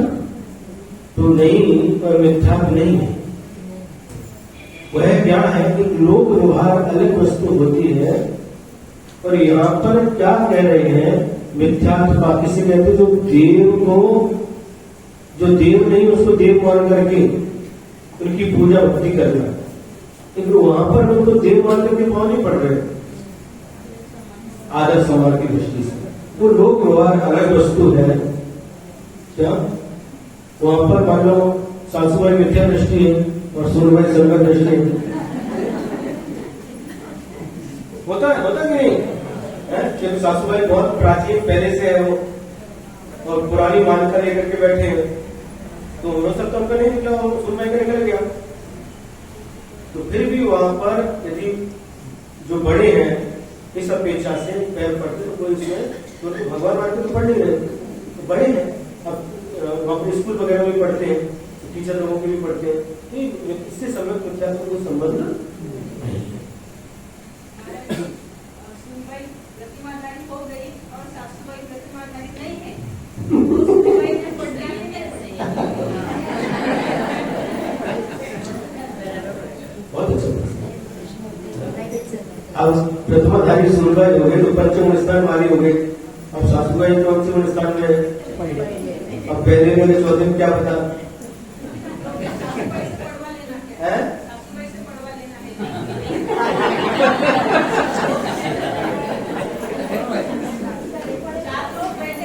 हाँ। वो बोली कि मैं नहीं, आपके पैर को हाथ नहीं लगाऊंगी, तो वो अच्छा लगेगा लोग व्यवहार में। नहीं, कौन बोलती है? वो प्रतिमाधारी नहीं, मगर 4 लोग बैठे हैं और वो सासू माँ को पैर नहीं पड़ रही, तो अच्छा लगेगा लोग व्यवहार में नहीं लगेगा।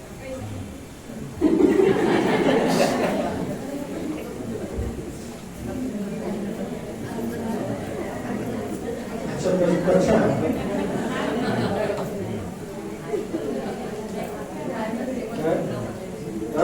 ये आपस में तो नहीं रहता, लेकिन देखने वालों का नजरिया होता है हमारे पे, बहुत बार दोनों हम समझ लेते हैं। सभी को बोलो, नहीं एक ही बोलना, सभी सुनना। हाँ, सिखाया गया था कि अगर हमारा रिश्ता गड़ी है, खेत में कोई काम करने वाला है, हमारे घर का गड़ी है, उनको चाचा भी बोलेंगे, दादा भी बोलेंगे और पैर भी पड़ेंगे बच्चे, क्योंकि अरे वो अपने से बड़े हैं, मजदूरी है, काम भी करते हैं, मगर अपने से बड़े हैं, तो उनके भी पैर छुओ, ऐसा बताया गया था। बचपन में तो करते थे क्योंकि माँ बाप ने बताया वही सही है, ऐसा आज भी समझते हैं, मगर इस बारे में कैसे? इसका प्रश्न हम क्या करेंगे, अभी बड़े महाराज जी, नीलम साहब महाराज जी से पूछ करके उसका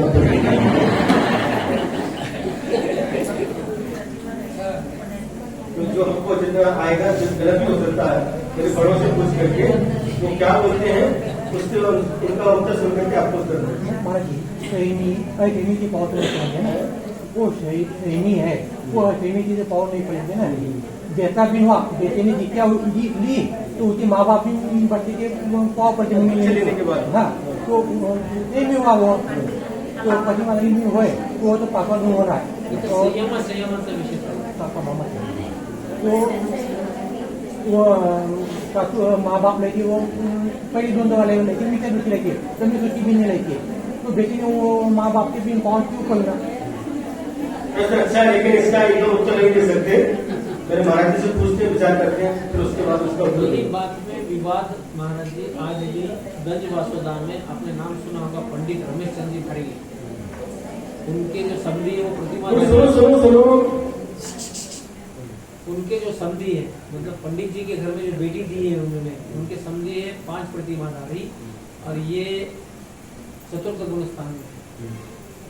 तो उनका यही रहता है कि मैं आपका समधी हूँ, आपकी बेटी मेरे यहाँ, तुम मेरे पैर क्यों नहीं पड़ते हो। आज भी वो झगड़ा चल रही है। इसलिए जो हमारे जिस सदासागर महाराज ने लोक व्यवहार में ऐसा कहा है, कलेक्टर भी है तो भी उसका वो बहुत पढ़ा हुआ है, पिताजी पढ़े नहीं है, क्योंकि पिताजी है तो उनको तो नमस्कार करना ही चाहिए, लेकिन बहुत बड़े पोस्ट पे हो तो भी वो उम्र से बड़े हैं, उनका मान सम्मान करना चाहिए। नहीं, वो देखो कोई लौकिक दृष्टि से है। यहाँ पर ये संयम की बात आ रही है, प्रतिमाधारी और बिना प्रतिमाधारी। घर में रहने वाले थे हमारे प्रतिमाधारी, घर को छोड़ा नहीं है, घर में ही है, तो फिर कैसा है? नहीं तो पूछ नहीं बताएंगे। कई बार प्रश्न ऐसे रहते हैं तो एकदम उत्तर दे नहीं सकते।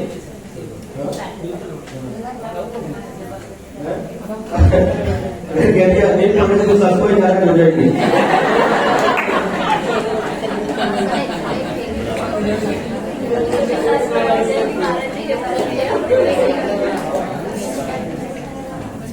तो क्या है, पहले महाराज जी से पूछते हैं, चर्चा करते हैं, जो बड़ों से पूछ करके बात है क्या बोलते इसके अनुसार आपको बताएंगे।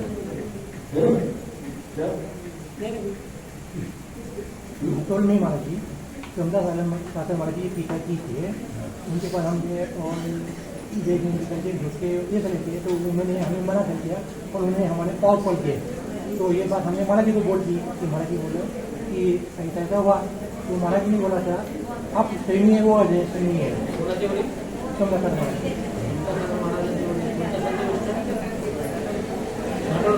बहुत 5 मिनट में जाना समय आपका हो रहा है, पूर्ण करते इसको। नमस्कार कहूँगे अरे भाई आप कर लेते पहले। तो कापत करने का जो विशेषण है, जो खोटे मार्ग का खंडन करने वाला हो, एक शास्त्र ऐसा जिसमें मिथ्यात्व का पोषण है, सुने कि नहीं, मिथ्यात्व का पोषण है, वो शास्त्र सच्चे शास्त्र की कोटि में नहीं आएगा। जिसमें हिंसा का समर्थन है वह शास्त्र सच्चे शास्त्र की कोटि में नहीं आएगा, खोटा शास्त्र है, उसका खंडन करें। और खंडन नहीं करेंगे, उसी को शांत बैठेंगे तो हम भी गलत मार्ग पर जाएंगे, दूसरे भी गलत मार्ग पर ही जाएंगे। उनको सच्चा मार्ग कैसे पता चलेगा? तो कह रहे हैं तत् माने वह यथार्थ शास्त्रम, शास्त्र आप तो पद्यम, सर्वप्रथम आप तो भगवान के द्वारा उपज्ञात जाना गया था, कहा हुआ हो, अनुल्लंघन जिसका इंद्र आदि देवों के द्वारा भी उल्लंघन नहीं किया जा सके, अथवा अन्य वादियों के द्वारा खंडन के अयोग्य हो, अदृष्टिष्ट विरोधम प्रत्यक्ष और अनुमान आदि परोक्ष प्रमाणों के विरोध से रहित हो, तत्वोपदेशकृत प्रयोजन भूत तत्व का कथन करने वाला हो, सार्वम सभी का कल्याण करने वाला हो, और कापत घट्टरम मिथ्या मार्ग का निराकरण करने वाला होता है।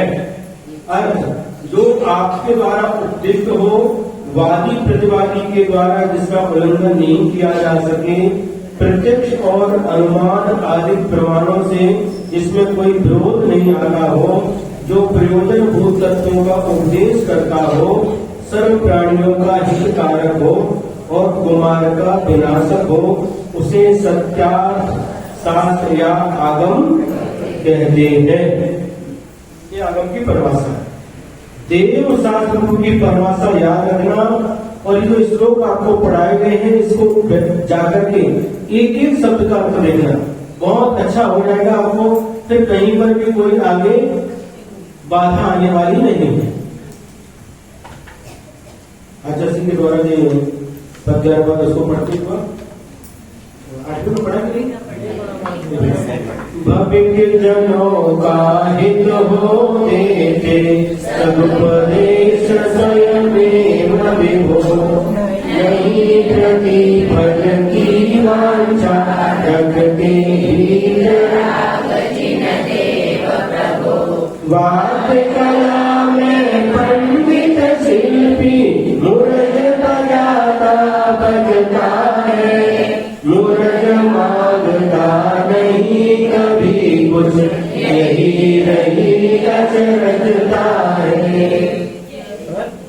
प्रत्यक्षादिक अनुमानादिक प्रमाण से अविरोधित हो, वीतराग सर्वज्ञ कथित हो, नहीं किसी से बाधित हो, एकांती मत का निरसक हो, सब जग का हितकारक हो, अनेकांतमय तत्व प्रदर्शक, शास्त्र वही अवधारक हो।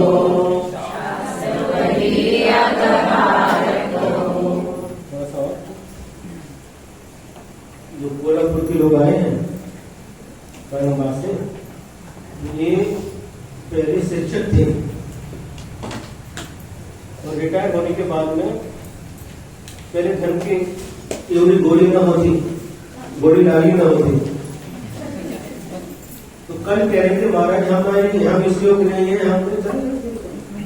हमारी तुम्हें कोई प्रशंसा करने की हम इसके योग नहीं है। उनकी हाँ ये बात ठीक है, लेकिन एक के माध्यम से दूसरा भी उनकी शिक्षा लेता है, तो गुणों की प्रशंसा करने के लिए कहा है गुणसु प्रमोदम। क्या गुणसु प्रमोदम, क्या दूसरे के गुणों को देख करके मेरी भावना में पहुंच जाती है क्या?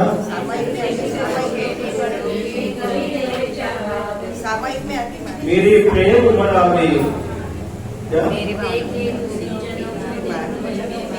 गुणीजनों को देखने में मेरे प्रेम बढ़ावे।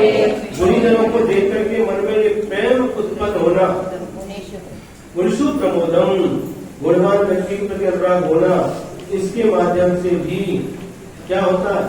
दूसरे की प्रशंसा करना, गुणवान की प्रशंसा करने से उच्च बुद्धि का बोध होता है। तो ये जब अवसर मिला है तो क्यों चुकना? जो गुणवान व्यक्ति है उसकी तो प्रशंसा करनी ही चाहिए, लेकिन जिसकी प्रशंसा की जाए उसमें उनको कोई मतलब नहीं, लेकिन उनकी प्रशंसा से जो प्रशंसा करने वाला है, जो गुणवान व्यक्ति है, तो उनको और प्रोत्साहन मिलता है। आज इतने धार्मिक हो गए, कल प्रतिमा लेने के भाव भी बन सकते हैं, परसों दीक्षा लेने के भी भाव बन सकते हैं। इसलिए प्रोत्साहन देना, प्रशंसा करना ये गुणसु प्रमोदन के अंतर्गत आता है कि नहीं? कल बताया था क्या? निंदा नहीं करना, बुरा नहीं सोचना, किसी का बुरा सोचना नहीं, लेकिन जो गुणवान यदि सामने आए तो कभी भी मौन धारण नहीं करना। क्या सारंश क्या बता रहे? गुणवान व्यक्ति को देख करके मौन धारण नहीं करना, दूसरे की प्रशंसा करने का अवसर आए तो खूब करो, और जबकि दूसरे की निंदा आलोचना करने का अवसर आए तो मूक बन जाओ, गूंगे बन जाओ। समझे कि नहीं? दूसरे की निंदा आलोचना करने का अवसर आए तो मूक बन जाओ, गूंगे बन जाओ, और जब दूसरे की निंदा सुनने का अवसर आए बहरे बन जाओ, बधरे बन जाओ।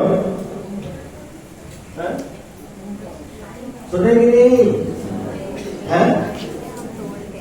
और दूसरे के दोष देखने का अवसर आए तो अंधे बन जाओ। सुनो सुनो सुनो सुनो सुनो सुनो, पूरा होने दो। अब करते क्या उल्टा, नहीं दोस्त चल रहे हैं तो फिर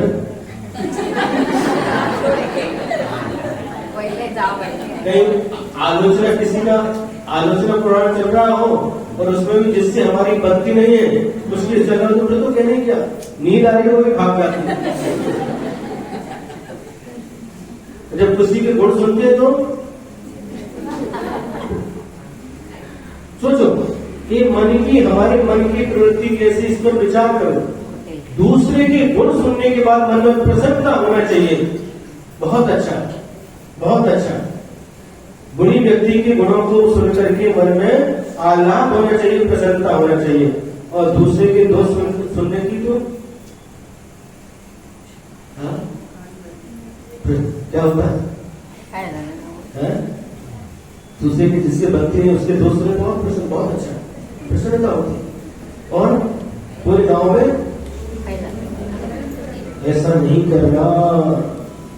दूसरे के गुण का गुणगान करने का अवसर आए खूब करो, लेकिन दूसरे के दोष करने का अवसर आए तो मुंह बन जाओ, गूंगे बन जाओ, दूसरे के दोष देखने के समय अंधे बन जाओ और दूसरे के दोष सुनते समय बहरे बन जाओ, लेकिन दूसरे के गुण सुनते समय बहरे मत बनो।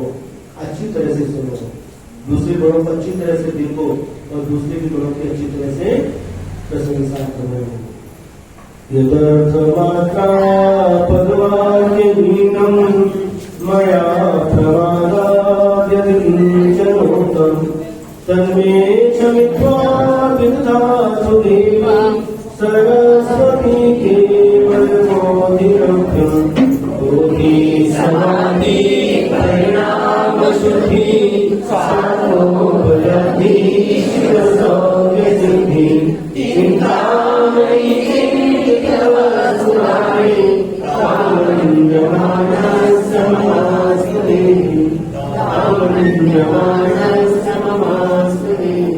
द्वादशां गुरुवाणी माता की जय। परम पूज्य आचार्य गुरुवर्षी विद्यासागर की माता की